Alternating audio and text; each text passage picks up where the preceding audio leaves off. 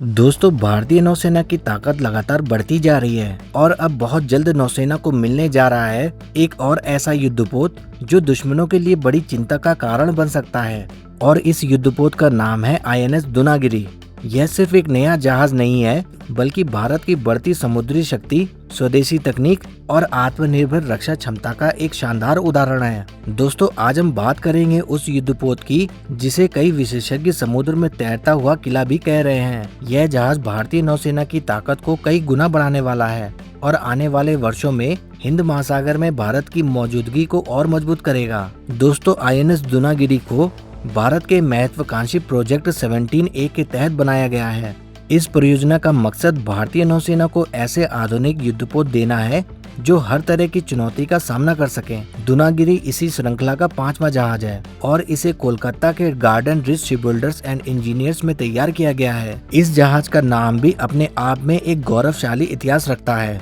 इससे पहले भी भारतीय नौसेना में एक दुनागिरी नाम का युद्धपोत था जिसने लगभग 33 साल तक देश की सेवा की थी। अब उसी विरासत को आगे बढ़ाने की जिम्मेदारी नए INS दुनागिरी के कंधों पर होगी। दोस्तों, अगर इसके आकार की बात करें तो यह कोई छोटा जहाज नहीं है। यह करीब 149 मीटर लंबा है और इसका वजन लगभग 6600 टन है। समुद्र में यह काफी तेज गति से आगे बढ़ सकता है और लंबे समय तक मिशन पर तैनात रह सकता है। लेकिन असली ताकत सिर्फ इसके आकार में नहीं, बल्कि इसकी मारक क्षमता में छुपी हुई है। यह जहाज दुश्मन के जहाजों पर हमला कर सकता है, आसमान से आने वाले खतरों को रोक सकता है और समुद्र के नीचे छिपे दुश्मनों पर भी नजर रख सकता है। यानी अगर आसान भाषा में कहा जाए तो यह एक ऐसा युद्धपोत है जो एक साथ कई मोर्चों पर लड़ने की क्षमता रखता है। यही वजह है कि इसे नई पीढ़ी का युद्धपोत माना जा रहा है। इसमें लगे शक्तिशाली हथियार दुश्मन के लिए बड़ी चुनौती साबित हो सकते हैं। अगर कोई दुश्मन जहाज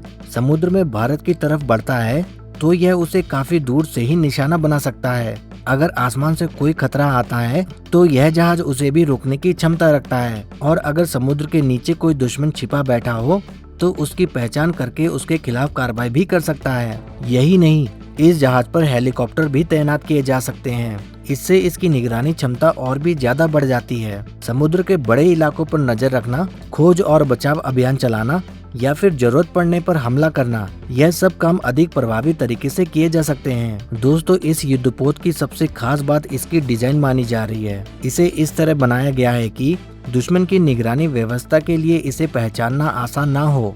इसका मतलब यह है कि यह दुश्मन के काफी करीब पहुंचकर भी अपने मिशन को अंजाम दे सकता है।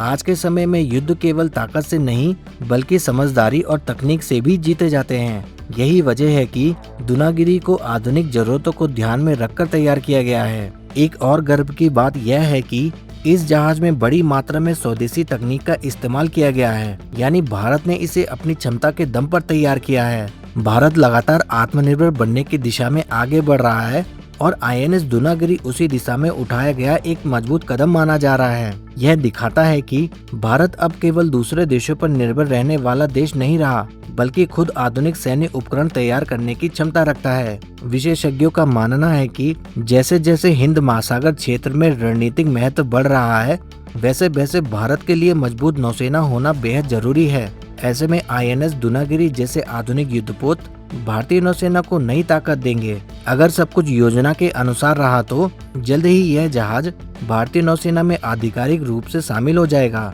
इसके बाद यह देश की समुद्री सीमाओं की रक्षा में महत्वपूर्ण भूमिका निभाएगा। आने वाले वर्षों में यह युद्धपोत समुद्र की लहरों को चीरते हुए आगे बढ़ेगा।